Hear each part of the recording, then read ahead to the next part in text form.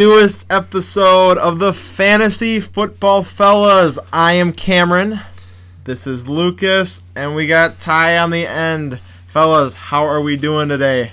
Doing well. It's a Tuesday. You know how I feel about Tuesdays. Now that I'm not hosting, I feel like I need to go on my rant of why I hate Tuesdays so much. All you. Monday is the start of the week, okay? You know, people say Monday is the worst day of the week, and I would disagree because Mondays is the day, it's fresh off of the weekend. It's the start of the week. It's not fun, but Wednesdays, it's at least halfway through the week. And you're like, yes, I'm halfway through the week. We're almost done. Hump day. I can do this, right? Right. It's the home stretch. Thursday, you're saying, man, Friday's right in sights. I can see it one day away, and then Friday, it's the freaking weekend, right? What do you have on Tuesday? Freaking weekend. It's the day after Monday. Day before Wednesday, though. I mean, what's there to look forward to on Tuesday? Taco Tuesday! Taco John's on me, gentlemen. I mean, if you're LeBron James, I get it, but no, Tuesday's the worst day of the week. There's nothing to look forward to on Tuesday except for us recording the Fantasy Football Fellas. Yeah. That's the only thing to look forward to on Tuesdays. I mean, you guys don't get it till Wednesday, but we get the joy of having it. I was going to say. So really, Tuesdays suck if you're you. Your Tuesdays suck. Ours are great. All right. Sorry to break it to y'all, but so this episode, instead of doing a mailbag at the end, we're gonna talk about some big headlines that came up really today. Or the last 2 days, yeah. In football in general and fantasy football more in particular. I'll start probably the most, the news we don't want to hear the most is Cam Akers is out for the year on an Achilles tear. He had a real promising end of the year, great playoff run. Was looking to be maybe sneaking in the, for sure, top 15 running backs this year in redraft, higher in Dynasty. And, just an Achilles tear is nothing to mess with, that's for sure. So, Lucas, what does that mean fantasy-wise for us about this Cam Akers Achilles tear? It's, first and foremost, it's awful news. I quote tweeted, I don't remember who broke the news, but I quote tweeted them on Twitter today. I said, "This is why you don't have your fantasy football drafts until after training camp." But as like a joke, but then at the end it's like, okay, but actually this sucks. You never want to hear this kind of news in terms of fantasy.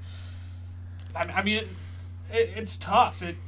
I feel like the second round becomes a lot easier to pick in terms of your running backs now because Cam Akers was the guy everyone was like, you either think he's gonna have an awesome year, or you think he's he'll be running back 15 or so, but in terms of, it's Darrell Henderson's backfield now.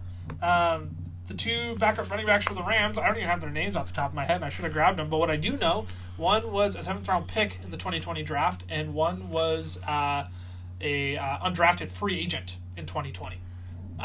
So that goes to show how much the backfield is Darrell Henderson's and the lack of competition there. As of right now, they're not interested in signing another running back out of free agency, which is a joke. I'm sorry. If you can't even trust Darrell Henderson when Malcolm Brown and Cam Akers proved himself, but if you can't even trust Darrell Henderson with those two around who kind of gave him a run for his money, then you need somebody else, whether it's Le'Veon Bell. I know Todd Gurley didn't leave on the greatest terms, but hey, let's get a Todd Gurley reunion party going. I'd tune in for that every week. Who else? Duke Johnson is out there still. Adrian Peterson, right? Yeah. Seriously, there's notable names out there who could make a splash on the Rams. So, unless if they really want to put the ball in Darrell Henderson's hands, which they haven't wanted to do in the past, maybe Matt Stafford sees an uptick now. He's going to be throwing the ball more. They got enough weapons. Yeah, they got enough weapons, right, to make it happen. So I don't know. The running game's going to be brutal. Just because I don't think they want to give the ball to Darrell Henderson. They've never wanted to resort to that. So. For sure. Ty, I'll give you any last thoughts, and then you can just transition yourself into your headline. Sure. Nothing really else to add about the Rams. Stafford's going to get to throw the ball a little bit more, I guess. So maybe look for Woods and Kupp and taking Stafford probably round 4. Yeah, I mean your guy. Oh no! Right after Mahomes. I was going to say Gerald Everett, but he's in Seattle now. Oh man, Tyler Higbee, baby. We're all aboard the Higbee train. That's really about it with the Rams.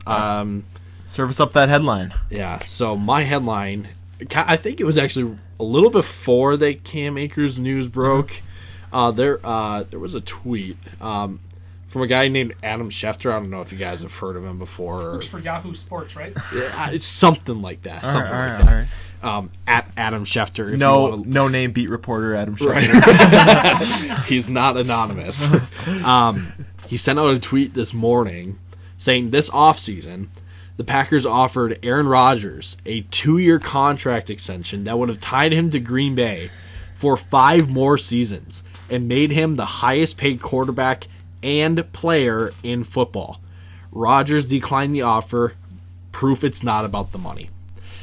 And I think a lot of people will instantly react to it as, oh, it's Aaron Rodgers, like that's got to mean something. Yes. I want to bring us back to whatever day the draft was. It was a Thursday night. That's all I remember. April 23rd. April 23rd. There it is. Or 22nd, one of the two. One of those two. And news broke that Aaron Rodgers wanted out, right? Yep. And there were 3 main takeaways from that headline. One, Packers brass were constantly flying out to California to meet with Rodgers. Second, Rodgers wanted out. And third, that Rodgers had turned down an extension at the beginning of the offseason. So all of this to say, this tweet by Schefter or this news by Schefter is nothing new. Rodgers has preached about it all offseason. It's not about the money. It's about the people. It's about the culture. Yeah. This shouldn't be anything new, and I can understand why people treat it as something new. But this is the exact same news that broke back in April. Exactly. So this is Schefter just saying, hey, I want to put this back out on the radar, get my name back out there again so people don't forget about me, right? And in the wise words of Tom Brady, he's unhappy with his boss and has no options. Which leads us to our next headline, Lucas. Let me tell you what, this might be the most important headline you hear today. No, I'm kidding. That Cam Akers headline is far more important than Aaron Rodgers too. But then this is more so I just needed something to talk about, and I just really wanted to talk about this. Tom Brady's personal trainer, life coach, diet guru, Alex Guerrero, says he expects the Buccaneers quarterback to play at least 2 more seasons. That puts Tom Brady at his retired age, 45. Tom Brady is the GOAT. We got 2 more great seasons of greatness. And maybe Brady falls off then. I don't know. But I'll tell you what right now. I'm the biggest Brady fan of all my groups of friends. They hated that I rooted for him this Super Bowl. They wanted me to leave. Tom Brady, 2nd round dynasty pick. I'm just kidding. Don't do that. Don't do that. He's saying don't do it just so he can. You do realize that, though. Hey. Yeah. No. I mean, it's still. I mean, the fact we even get 2 more years of Brady. I mean, Alex Guerrero knows best. Yeah. He knows best. I mean, Brady probably knows best because he knows his own body. But I still think it's news. But Brady's gonna be around for a while. I think he'll probably still be fantasy dominant. I would say this year again. For sure. Yeah. If he's got 2 more years in the tank, I think Brady's got another top 10 fantasy season in him. So, All right. which we'll talk about this week, not this episode. Yes, for sure. So actually, this episode we're staying in the NFC South because it's our NFC South week. We're gonna start with the Panthers and the Saints, who we got going 2-3 in this division, right? Or were we thinking? Or no, 2-4 is what we got. Yeah. We got Saints at 2, and we don't know about the Panthers. That's how we'll put it. Buccaneers are winning the division. That's how we'll put it. always And that's know. the only thing That's that really all we matters. know. Let's be honest. Yeah. And we'll start with the Panthers' newest addition, good old Sam Darnold. I'm seeing ghosts. He sees ghosts, who had an incredible career year last year. In 12 games, started with 2,200 yards, 9 touchdowns, and 11 interceptions. Lucas, Is there any hope for Sam Darnold this year? Yes, there is, and it's simply for the fact that he is not playing under Adam Gase anymore. I don't care what you say. People, you can say Sam Darnold is trash. He is not trash. He played under Adam Gase, and that is the fact. I mean, I have my QB 26, so clearly my outlook isn't great on Sam Darnold. But he's also going to be a guy where the Panthers... We saw it with Teddy last year. To produce good fantasy wide receivers, you don't necessarily need a top 25 quarterback to do it. I mean, I think Teddy was higher than 25, but I guess my point being is that there's a lot of other options out there. Darnold isn't worth really looking at in your fantasy leagues, but I mean, I think Darnold can get a second chance here in Carolina. I really do. His numbers were atrocious, but gosh, I am just such a believer that if you're in the Adam Gase system, you are just infinitely worse than what your potential could be. So, 100%. I'm rooting for Sam Darnold this year. I can't say I have the greatest outlook for him, but man, Sam Darnold, if you're listening to this, I'm rooting for you, man. Hopefully you get that Adam Gase curse shaken off here. Yeah, and I mean, we look back. I mean, that's been proven. Ryan Tannehill was under the Adam Gase, and then he came to Tennessee and is now looked at as a top maybe 10 quarterback. So who knows? Maybe something similar is in store for Sam Darnold. We're not going to say it is. I don't think any. I mean, he's our consensus quarterback 26. All across the board, we go 26. So he's not something you should be drafting, but he's got weapons on his team. And finally. So let's jump right into our unanimous number one player in fantasy, Christian McCaffrey. Tyler, give us your thoughts on the dynamite player that is Christian McCaffrey. Don't be cute with Christian McCaffrey. Like, there are too many people that are like, well, he's coming off of a massive injury. He did play in some games last year, so it wasn't the same injury that kept him out all year. It was a different injury, or he re-aggravated it or whatever, right? Again, don't be cute with it. Christian McCaffrey is by and far the number one pick in almost any format in any kind of fantasy draft. There's really no... I mean, we are Vikings fans. We love Dalvin Cook. But we know that Christian McCaffrey is the number one running back and player in fantasy for a reason. So, again, don't be cute with it. Christian McCaffrey, if you're picking first, it better be Christian McCaffrey. And if it isn't, pitchforks. And we don't care about the format. No. We're picking Christian McCaffrey across the board. PPR, half PPR, standard, best ball, dynasty, superflex, dynasty. I don't care what rules you have. If it's not McCaffrey, someone in your league better call for help. Can I just throw two quick stats about McCaffrey? Oh, please. I have some too. So if you take McCaffrey's 2019 and then you average it out with the 3 games that he played, he is averaging 5 more points than Cook and Camaro both scored last year, and 10 more points than Derrick Henry, who's in 4th place. On a per game basis? He's averaging 30 points per game. Derrick Henry had the year of a decade as a running back, and he is averaging 10 more points per game than Derrick Henry. Also, last year, Aaron Jones finished at RB5. Christian McCaffrey played 3 games. Christian McCaffrey had the same amount of top 6 finishes as Aaron Jones did last year.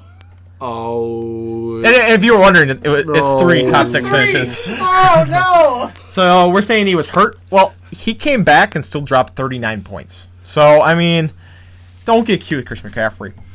Lucas, you said you had a couple last things on Christian McCaffrey? Just averaging out his 2020 season. I know it was 3 games with a small sample size, but hear me out. Just bear with me here. He's on pace for 26 rushing touchdowns, 1,200 rushing yards, 90 receptions, 790 receiving yards, 5 receiving touchdowns. That would total out with no fumbles or anything like that. No negative points. That'd be 385 points.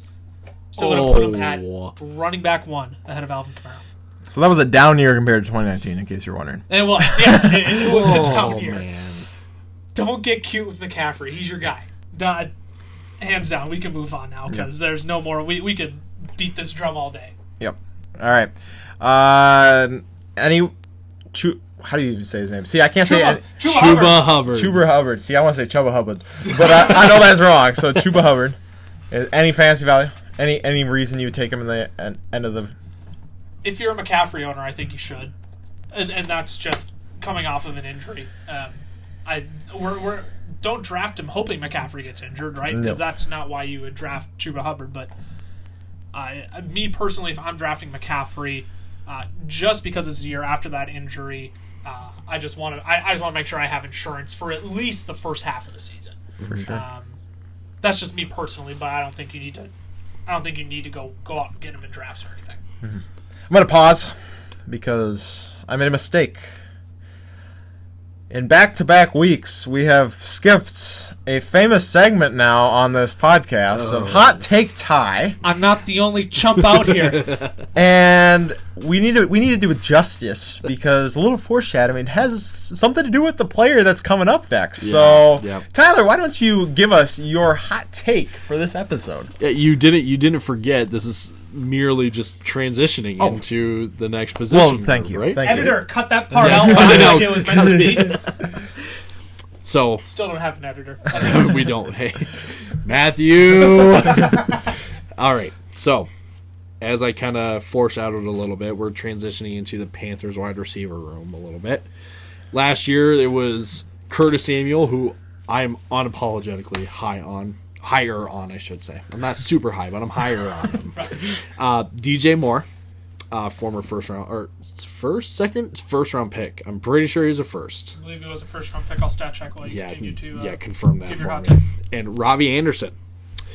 And Curtis Samuel's now out of the picture. And now they drafted Terrace Marshall Jr. out of LSU. But I'm not worried about Marshall, and I'm not really concerned about Robbie because Robbie outproduced DJ Moore last year to an extent. So I'm going to focus on DJ Moore.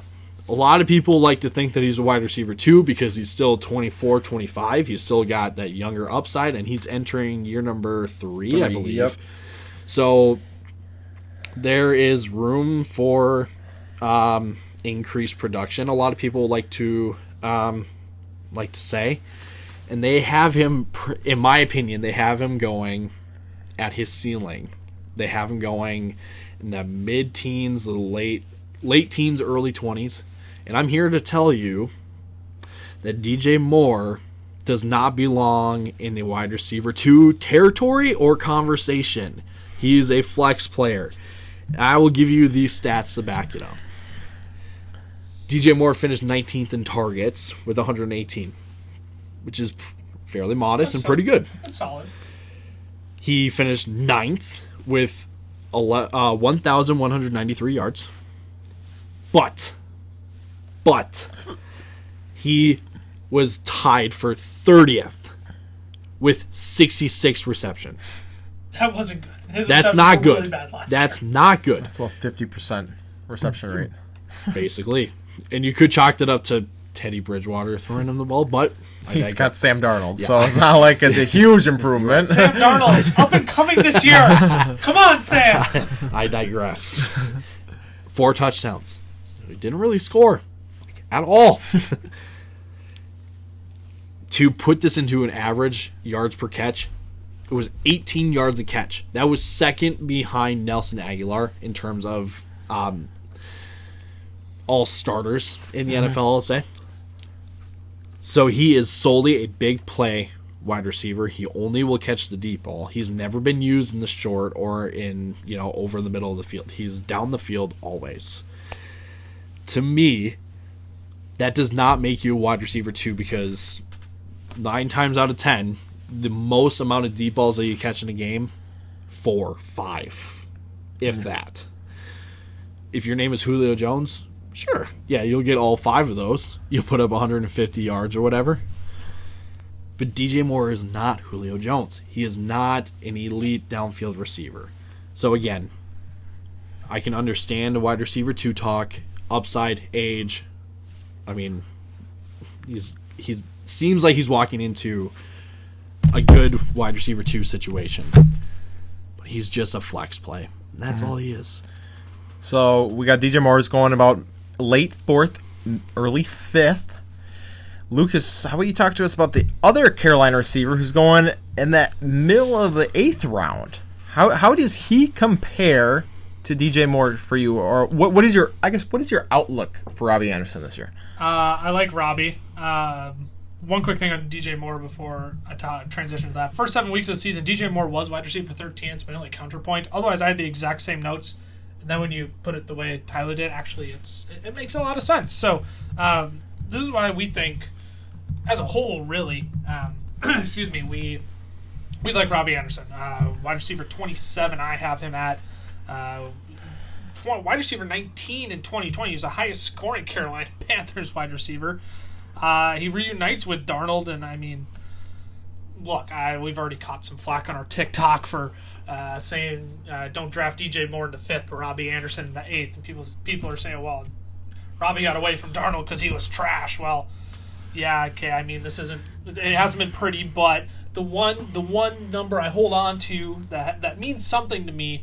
This is back 2018 now when they were both in New York. Weeks 14 through 17 of that season, Robbie graded out as wide receiver 5 by PFF. Darnold graded out as QB1 during those weeks.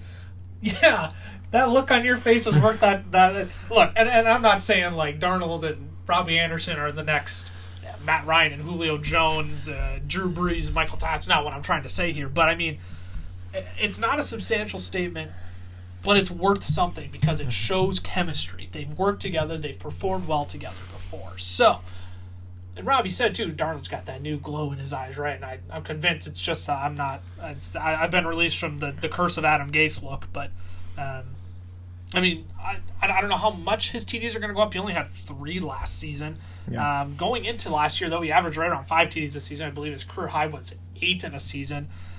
So, I mean, I'd still expect right around 5 touchdowns for Robbie Anderson this year. I mean, he's a steal. He's going as wide receiver 33 in drafts right now. We're talking about a top 20 wide receiver last year. That's unbelievable. So don't sleep on Robbie Anderson. He's worth. Look. I mean, DJ Moore's in a very tempting spot too because he's going right in the range of like Cortland Sutton, Juju, Odell, right in that range. And I personally think I'd like DJ Moore more than those guys. But also at the same time, man, Robbie's going in at just. Oh, you can get more depth at running back, and you can probably pick a tight end in that range if you really want to, level out your roster. You can probably take a QB, a Kyler Murray, Lamar Jackson, where DJ Moore is going. But Robbie's a steal. Yeah. Likely, wouldn't surprise me if he finishes higher than DJ Moore, and it sounds like, Tyler, you have that in Cameron. I think you even just have that in your rankings. Yep. I'm a Robbie Anderson believer through and through. And mainly because I had him on my fantasy team last year. All right. Next is, I'm just going to ask for your one-word answer. Is Terrace Marshall worth drafting in a redraft this year? Not redraft. No. I think we can all agree he's probably Dynasty. worth Dynasty. He's definitely worth a look. He was in that Justin Jefferson role last year in LSU and thrived. So, you know what? I mean, that has a good track record. Well, so maybe. I mean, his offensive coordinator is Joe Brady, who was his offensive coordinator at LSU. There you go. Robbie is has 1 year left on his deal, and he's 28 going on 29. Yeah. So it looks like, to probably what we don't want to hear, Robbie's on the way out, just because he's getting to an age where they don't want to pay him, and he's going to want top wide receiver money. Yeah. You have a rookie that will do exactly what Robbie does, so... Absolutely. There you go. Dynasty. There you go. And then they have Dan Arnold as tight end, and we won't talk about Dan Arnold. Hey, you know what? I will say, I have hope for Dan Arnold. Dan Arnold. I can't even pronounce his name. Maybe I should just stop talking now. Probably a good idea. Yeah. I think Dan Arnold, I think he has a better chance to succeed this year. Arizona just didn't use the tight ends at all, but I'm also not saying Dan Arnold was a top 12 draftable tight end. But I don't know. I like him. I like him as a potential... If you're looking to stream a tight end, I think Dan Arnold might have a few good weeks in there. Is he your new Chris Herndon? Sorry, I had to ask. He might be, honestly. He's the 5th target on Sam Darnold's team. No. Dan Arnold, he was one. I don't know. I just think of Greg Olsen, Carolina. That system's changed, so I just need to let that go. Yes. All right. Cut it. That was a terrible Dan Arnold. At least we talked it through, We talked about it. If anything else, we've talked through any Dan Arnold argument that you're going to bring up.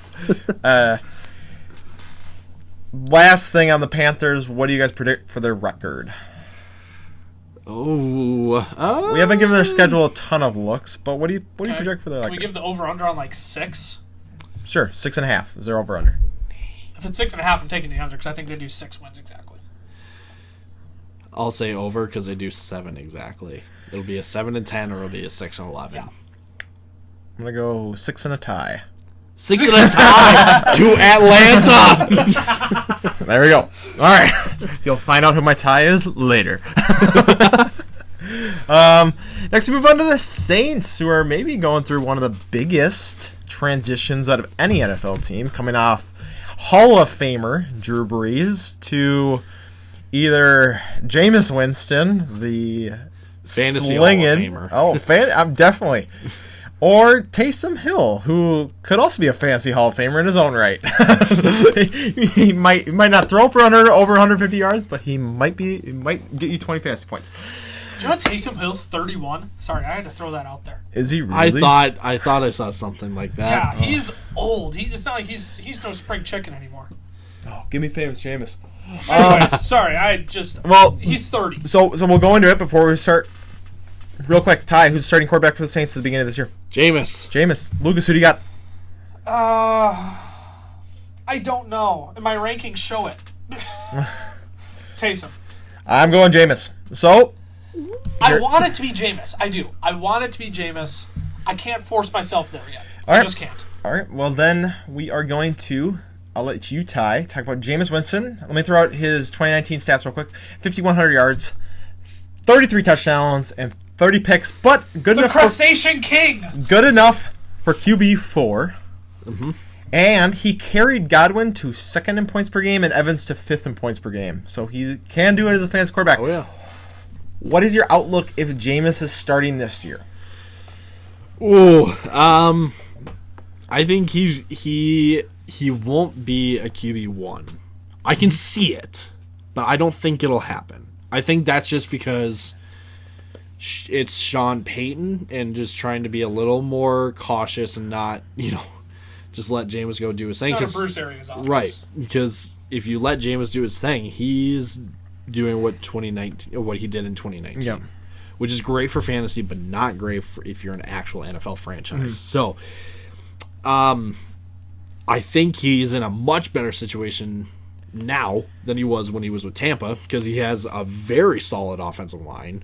He's still got weapons, right? I mean, maybe he doesn't have 2 stars on the outside, but Michael Thomas and Alvin Kamara are pretty good substitutes for Mike Evans and Chris Godwin. So I want to think that Winston also learned from Brees when to just dump it down to Kamara. Mm-hmm. So I think because of that, he will be able to get the ball downfield. But instead of just forcing throws now, he'll be able to go, oh, wait, no, I should just dump it off and let Kamara do his thing. So I think he sneaks into that high-end quarterback 2 range. Right. Can also see him sneaking into quarterback 1 territory, but just wait and see at this point. Right. Well, Lucas, you gave yourself by taking Taysom the Taysom Hill segment. So why don't you let us know what your fantasy outlook for Taysom Hill is? It if he is the starter this season? I think it's just going to be. It's going to be a lot of what we saw last season. It'll be a lot of designed runs when they get in close to the end zone. It's going to be Taysom Hill bringing the football in. It's going to be a one-look read to Michael Thomas most of the time. And Alvin Camaro will... I can't imagine Sean Payton just leaves him out to dry like he did last year. So I imagine Camaro still holds on to value, but that's why I want Jameis to be the starting quarterback, because those Saints players get infinitely better when Jameis is the quarterback. But I just can't. I can't force myself there yet. I mean, like I said, my rankings show it. I have Jameis at QB 27 and Taysom at 33 because I just don't know who's going to start. Clearly, my rankings say I want Jameis to start, but I'd expect solid QB2 play from Taysom. Yeah. I would probably put him in probably in that 16 to 20 range for QBs. I would say if he were to get the starting gig. The big thing with Taysom is he's got the rushing upside that you want out of every quarterback. I just don't know if it's a thing that can be sustained for the entire season. For sure. Because it would be his first time as a full-time starter. And he's still got, a big learning curve ahead of him with that. So definitely. Just a couple stats on Taysom Hill. He had 4 rushing touchdowns in his time as a starter. All 4 came in the first 2 games. He had double-digit rushing attempts in his first 3 games. Double-digit attempts? In his first 3 games, rushing attempts. Wow. His passing yards were 233 against Atlanta, 78 against Denver, which was by far the best team they played. Defense they played. Not team. Defense. I'm going to declare, although they played Atlanta twice, Denver, and Philadelphia. So it's not like they played a top-tier team. A great team. Then they went back to Atlanta. He had 232 passing yards, so literally the same amount of passing yards, almost the same amount of fantasy points. They scored 24 and 23. He had 17 against Denver, and then he had 18 fantasy points and 291 passing yards against the Eagles. Also, he had 2 passing touchdowns in the last 2 games. So he went from 2 rushing touchdowns in the first 2 games to 2 passing touchdowns in the last 2 games. So at least you saw that that kind of come along. And that kind of carried over to Alvin Kamara, who, just speaking from a Taysom Hill point, went 10 and 5, 10 points, 5 points. But then he went 15-15 in those last 2 games where Taysom Hill wasn't quite running the ball as much. And I think that's, even if Taysom's starting, I don't think that they're going to run the ball as much as they did those first 2 games we saw him, just because he's going to get more comfortable in that offense. And I don't that's just not, Sean Payton hasn't done that. Obviously when you have Drew Brees, you're not going to try and do that. You're not going to change your offense to that. But I just got to believe that that's kind of where we're at. Alvin Kamara, I'll just transition to him. I'm going to talk about him a little bit. Yeah, I had him in our fantasy league. You believed in him. Last season, 937 rushing yards. So not that great, but he had 16 rushing touchdowns. Of course, 6 of them came against our beloved Vikings, which, of what course, a Christmas miracle, man. Against our JV defense. I need to remind people That's about true. this. Our JV defense. That's true. He also had 107 targets, 83 catches, 756 yards, and 5 touchdowns. Over the first 4 years of his career, every single year he's had 80 receptions and 1,400 yards from scrimmage. He's had at least 13 total touchdowns every year except 2019 when he was battling that MCL injury. So Alvin Kamara has been pretty much the definition of consistency. Although, to be fair, he has probably had the second best definition of consistency at quarterback in Drew Brees. I will give this one to Lucas. Lucas, how do you think Kamara's fantasy outlook changes this season? Ty, I'll kind of swing that one to you. You actually, Lucas, you answer from Taysom's perspective real quick, and Tyler, you go with Jameis's. I think no matter who's the quarterback, I was looking. So I went through Kamara's numbers beforehand. And honestly, I was expecting something like almost otherworldly with how dominant he was last year. But I came across those numbers, and in reality, like his 2018 numbers compared pretty well in comparison to his 2020 numbers, which really shocked me. So, like, Cameron, I know you referenced that 2019 season he was battling injury, but I think if you're going to envision what a 2020 season Kamara is like, I'm going to guess we're going to get something closer to that 2019 season than we are to a 2018, a 2020 season. I think you start to see, Kamara, I think that safe floor of 14.5, 15 points a game in fantasy, but it's going to be a consistent 15. Yeah. It's not going to be Kamara goes off for 35 one game and then, oh, crap, he runs into the San Francisco 49ers defense or whatever the dominant defense happens to be this year, and all of a sudden he only puts up 6, right? Yeah. I think it's going to be a consistent 15. I don't think his involvement changes. The thing with Taysom is if he's a quarterback, they're going to let him run the football. Yeah. To what capacity? We all hope it's towards the last 4 games he started versus the first, or the last 2 games he started versus the first 2 he started out of his 4 games. So, I think no matter what, you still get a high ceiling, safe floor in Kamara. Yeah. You get a top 10 running back with top 3 upside. And if you draft him at running back 3, that's fine. I think that's totally fine. For sure. Ty, what do you think with Jameis? Does it change much? I think it's the exact same. Yeah. I think the stats will come in differently. Yeah. Yes. But I still think, regardless of who's at quarterback, he's still going to be. He'll finish with. There's no good way to look at Jameis stats versus Taysom stats side by side, just because he hasn't played with them before in full seasons at least. But I think after this year, and if let's say they go back and forth between Taysom and Jameis, they will be very similar. They will, one game you may see Kamara catching a ton of passes because Jameis is in. Next game it's a lot of rushing because Taysom is in, or whatever it may be, whatever combination it is. Yep. I think he'll finish with very comparable and very similar stats for sure. All right, I'm gonna go super quick on this one. Over under 80 catches for Kamara. I'm gonna go under. Under. All right, Ty, what do you got? I'm gonna go under too. Yards from scrimmage 1,400. Oh, that's tough because I'm gonna. If I'm assuming Taysom's a quarterback right now, I'm gonna say under. Under. Over. And under or over 13 total touchdowns. That's what he's done every year except 2019. It's tough because I could see him getting like 8 and 5, and that's what I want. Again, I'm doing this as if Taysom Hill's the quarterback because that's what I said, and I'm going to stick by it. I'm going to say under, which really doesn't justify me having him at running back 4, but I'm holding on to hope here.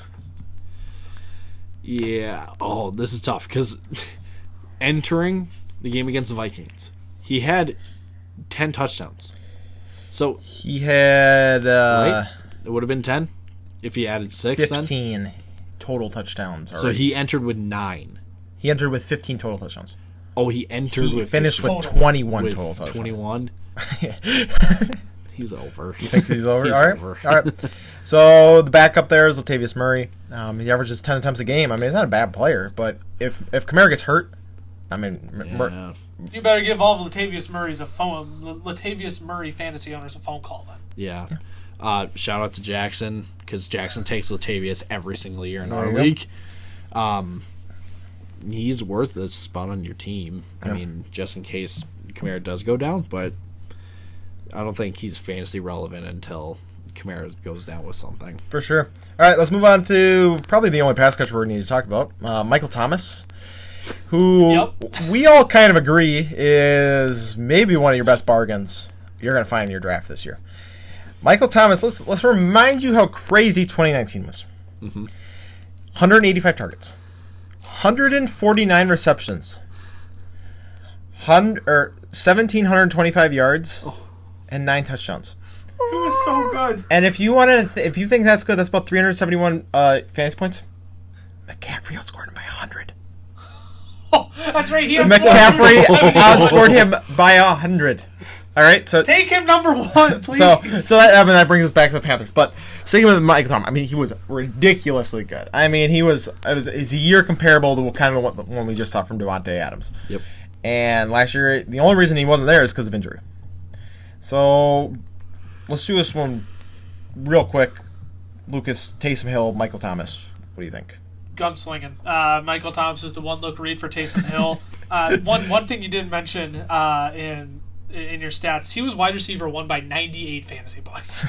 He outscored every other fantasy wide receiver by nearly 100 points. Yeah. And we thought Chris Godwin had a good year that year. He was wide receiver 2. He had 4 more fantasy points per game than Chris Godwin did. Yeah. Oh, man. So when Chris Godwin had 20, Michael Thomas had 24. Okay, and last year was only being under 100 or under 1,100 yards for his career. So we saw it. Taysom's his one look. It's a one look sling it to Michael Thomas on a slant. One look, sling it deep. Look, if Michael Thomas finishes with less than 8 touchdowns this year, I would be surprised. So. Absolutely a guy who's being taken. I have a wide receiver 7, and that's just being safe, I think, on Michael Thomas. I agree. With Taysom last year, I know it's only 4 games, but it's literally the only 4-game stretch that Michael Thomas had where he was healthy. Was on pace for 157 targets, 127 receptions, and 1,450 yards. Do I see 2 games with 9 receptions for over 100 yards? Yes. That's 19 fantasy points. To be fair, they were both against Atlanta. I don't care. But yeah, I mean, so good. he was putting up great numbers with Taysom Hill, who you're like, oh, he's not a quarterback. Like, if you're going to call anyone a running back who plays quarterback, it's Taysom Hill. But he still put up, pretty good points. Obviously, he didn't score a touchdown, so I'm not going to average out touchdowns. That's but 19 fantasy points a game. Without a touchdown. So he throws in a touchdown, you're 25 fantasy points. I'm taking that all day long. And you're getting this man in the third round right now. That's why can you give me our Instagram handle? Yeah, at the FF Fellas. You can follow us. You can see a post that I made why Michael Thomas is a bargain pick in fantasy drafts. Yes. It's because he can do exactly that, and you can get him in the third round. And he did that the 2 years before 2019 too. It's not like 2019. It was like just 20. I mean, he was that good. I mean, he had 100 receptions in 2017 and 2018. I mean, he is that good. And I think he's good enough too that if Taysom is he better with Jameis? Yes. Oh, yes. Do you think, Ty? I think he is. In what way? Fantasy wise, is he better with Jameis fantasy wise? I think of it. He's better with Jameis because Taysom isn't going to have the ball in his hand so much. Because Taysom, Taysom's one look, but Taysom's going to run the ball. Like we know that. We know he's going to run the ball. So I don't know, and I just like Jameis's experience and big arm more than I like Taysom Hill's inexperience. I will say I think Michael Thomas is better with Jameis, just because I don't think Sean Payton has to limit Michael Thomas to just curl routes and slants. Yes. He can use Michael Thomas all over the field. I mean, I go back to the divisional game against the Vikings in 2017, and it's him and Xavier Rhodes. All that they were doing was just crossing routes, like across the field. And so maybe just you could call it a longer slant. Yeah. But like they were starting to use Michael Thomas all over the field, and he was making Xavier Rhodes pay for it. Yeah. So I think because you have a capable quarterback who has starter experience in Jameis Winston, you're able to kind of take the lid off of MT and say, just run all over the place.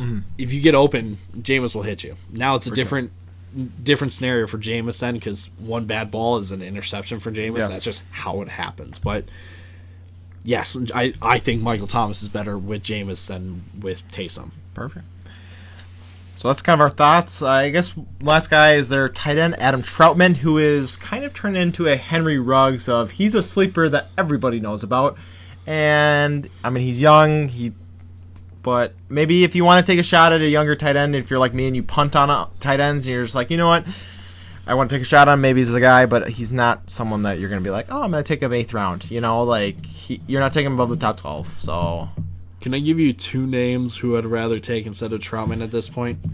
If they're Kelsey and Waller, I'm going to quit.